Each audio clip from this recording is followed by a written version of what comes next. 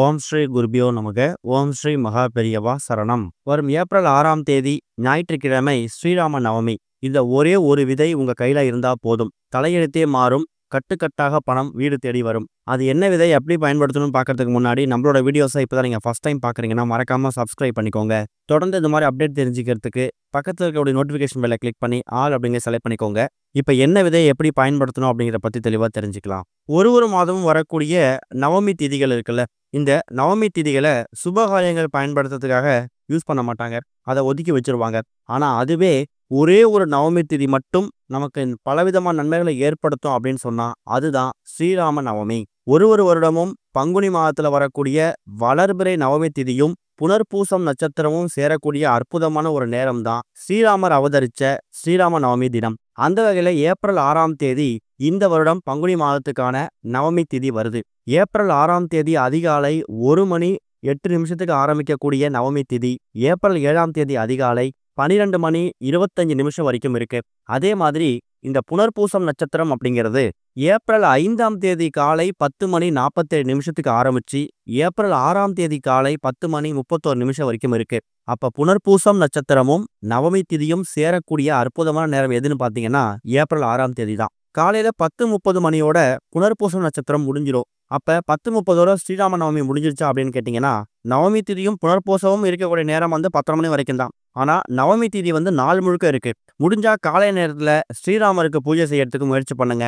அப்படி காலை நேரத்தை பூஜை பண்ண முடியல அப்படிங்கிறவங்க மாலை ஒரு 6-7 மணிக்கு மேல பூஜை செய்யறது ரொம்ப விசேஷம். ஞாயிற்றுக்கிழமை மதியம் 12:01 யமகண்டம், சாயந்தரம் 4:06 ராகு காலம். இந்த 2 நேரத்தை தவிர மற்ற நேரங்கள்ல தாராளமா நீங்க ஸ்ரீராம நவமிக்கான வழிபாட்டை செய்யலாம். சரி, ஸ்ரீராம நவமிக்கு என்ன வழிபாடு செய்யணும்? ஸ்ரீராமர் பட்டாபிஷேக கோலத்துக்கு மாதிரி போட்டோ உங்க வீட்டுல இருந்துச்சுன்னா அதை கழுவி சுத்தப்படுத்தி அதுக்கு துளசி மாலைகள் சாத்தி ஸ்ரீராமருக்கு உகந்த மலர்களால் அலங்காரம் செய்து ஸ்ரீராமருக்கு பிடித்த நைவேத்தியங்கள் செஞ்சு வச்சு படைச்சி நீங்க உங்க ஸ்ரீராம நவமிக்கான பூஜையை ஆரம்பிக்கலாம். நிறைய பேர் வீடுகளில் ஸ்ரீராமரோட புகைப்படம் மட்டும்தான் இருக்கும், பட்டாபிஷேக கோலத்துக்கு மாதிரி போட்டோ இருக்காது.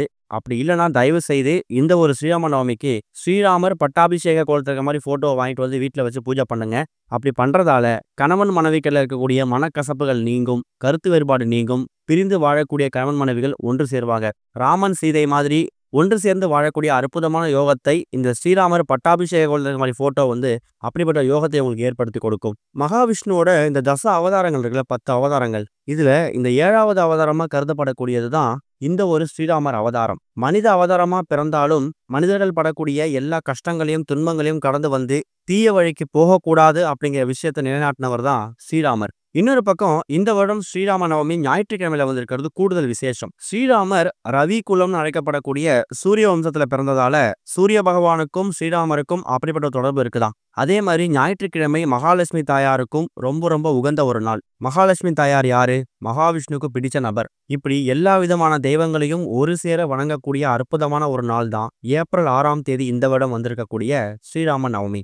இது நீங்க எப்பவும் போல ஒரு வருடமும் ஸ்ரீராம நவமிக்கு பூஜை செய்யறது இந்த முறை தான். இது போக இப்ப நாம சொல்லக்கூடிய இந்த ஒரே ஒரு விதை இருக்குல்ல, இந்த ஒரு விதை ரொம்ப எளிதா எல்லார் வீடுகள்லையும் சுலபமா கிடைக்கக்கூடிய ஒரு விதை தான். இந்த விதையை நீங்க பூஜையில வச்சு பூஜை பண்ணிட்டு அதுக்கப்புறம் இப்ப நம்ம சொல்லக்கூடிய முறையில நீங்க அதை பத்திரப்படுத்தி வைக்கும்போது பலவிதமான சகலவிதமான செல்வங்களும் சௌபாக்கியங்களும் உங்க குடும்பத்துக்கு வந்து சேரும். முதல்ல அது என்ன விதை அப்படின்னு தெரிஞ்சுக்கணும். ஸ்ரீராமர், அதாவது மகாவிஷ்ணு, பெருமாள், திருமால் இவங்களுக்கு உகந்த இலை என்னன்னு கேட்டீங்கன்னா துளசி இலை. துளசி தீர்த்தம் அப்படிங்கிறது ஸ்ரீராமர் வழிபாட்டுல முக்கியமா இடம் வரக்கூடிய ஒரு அற்புதமான ஒரு பொருள். ஆனா அந்த துளசி இலைகள் இருக்குல்ல, அந்த துளசி இலைகள் இருக்கக்கூடிய அந்த செடிகள்ல பாத்தீங்கன்னா துளசி விதைகள் இருக்கும். கருப்பா மணிமணியா துளசி விதைகள் இருக்கும். இந்த துளசி விதைகள் ஒரு விதையிலையும் மகாலட்சுமி தாயாரும் மகாவிஷ்ணுவும் வாசம் செய்யறாங்க அப்படிங்கிறது ஒரு பெரிய ஐதீகம். உங்க வீட்டுல இருக்கக்கூடிய துளசி செடிகளை பாத்தீங்கன்னா அந்த இலை வருவதற்கு முன்னாடி இந்த துளசி விதைகள் காணப்படும். பார்க்கறதுக்கு அருமையா மணி மாதிரி காட்சி அளிக்கும். இந்த துளசியோட விதைகள் இருக்குல்ல, இது அற்புதமான ஒரு பொருள்.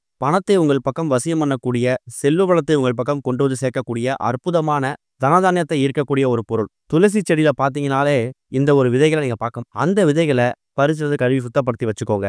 நீங்க ஸ்ரீராம நவமி அன்னைக்கு காலை நேரத்துல பூஜை செய்தாலும் சரி, மாலை நேரத்துல பூஜை செய்தாலும் சரி, அது உங்க விருப்பம். ஆனா பூஜை செய்யக்கூடிய அந்த நேரத்துல நீங்க துளசி விதைகளை கழுவி சுத்தப்படுத்தி சின்னதா ஒரு தட்டி மேல வச்சுக்கோங்க. அதுக்கப்புறமா ஸ்ரீராமருக்கு விளக்கேத்தி வச்சுட்டு பூஜையெல்லாம் முடிச்சிடுங்க. பூஜையை முடிச்சுட்டு நீங்க ஓய்வுல இருக்கக்கூடிய அந்த நேரத்துல நீங்க தயார் செய்து வைத்திருக்கக்கூடிய அந்த துளசி விதைகள் இருக்குல்ல, அத ஸ்ரீராமரோட பட்டாபிஷேக புகைப்பட போட்டோ இருக்குல்ல, அப்படி இல்லைன்னா பெருமாள் போட்டோ என்ன இருக்கோ அதுக்கு முன்னாடி இந்த துளசி விதைகளை வச்சுட்டு ஓம் மகாவிஷ்ணுவே போற்றி, ஓம் நமோ நாராயணா, ஹரே ராம ராம ராம ஹரே ஹரே, ஹரே கிருஷ்ண கிருஷ்ண கிருஷ்ண ஹரே ஹரேன்னு இப்படி பெருமாள், மகாவிஷ்ணு, ராமர் இவங்க எல்லாருக்கும் உரிய மந்திரங்களை வாய் விட்டு உச்சரிங்க. உச்சரிச்சுட்டு குறிப்பா உங்க வீட்டுக்குள்ள இருக்கக்கூடிய பண பிரச்சனை, பொருளாதார பிரச்சனை, செல்வம் சம்பந்தப்பட்ட எல்லா பிரச்சனைகளையும் பெருமாள் கிட்ட முறையிடுங்க. ஸ்ரீராமர் கிட்ட முன்வைங்க. அதே மாதிரி கணவன் மனைவிக்குள்ள கருத்து வேறுபாடு நீங்கணும், சண்டை சச்சரவுகள் போகணும், மனக்கசப்புகள் நீங்கணும்னு என்னென்ன வேண்டுதல் இருக்கோ அது எல்லாத்தையும் பெருமாளை பார்த்து அந்த துளசி விதையில கையில வச்சுக்கிட்டு நீங்க வேண்டிடுங்க. அதுக்கப்புறமா உங்க வீட்டோட பூஜை அறையில விளக்குகள்லாம் எரியக்கூடிய அந்த நேரம் வரைக்கும் அந்த துளசி விதைகள், தட்டுல வைத்திருக்கக்கூடிய துளசி விதைகள் அப்படியே இருக்கட்டும். பூஜையெல்லாம் முடிச்சுட்டு ஒரே ஒரு பேப்பர் எடுத்துக்கோங்க. அதாவது ஒரு ஒயிட் கலர் அன்ரூல்டு பேப்பர், கோடு போடாத ஒரு வெள்ளை நிற பேப்பர் காகிதம் எடுத்துட்டு அதோட 4 மூலைகள்லையும் மஞ்சள் பொட்டு வைக்கணும். எப்படி திருமண பத்திரிகைகளுக்கு, சுபகாரியங்களுக்கு பத்திரிகைகளை 4 மூலைகள்லையும் மஞ்சள் பொட்டு வைப்பீங்களோ அதே மாதிரி அந்த வெள்ளை கலர் பேப்பரை எடுத்து 4 மூலைகள்லையும் மஞ்சள் பொட்டு வச்சுட்டு பூஜையில வச்சு பூஜை செஞ்சீங்கல்ல ஒரு துளசி விதைகள், அதை எடுத்து அந்த பேப்பர்ல வச்சு அதை பேப்பரை மடிக்கிறதுக்கு முன்னாடி அதுல ஒரே ஒரு துண்டு பச்சை கற்பூரம் மட்டும் சேர்த்துக்கோங்க.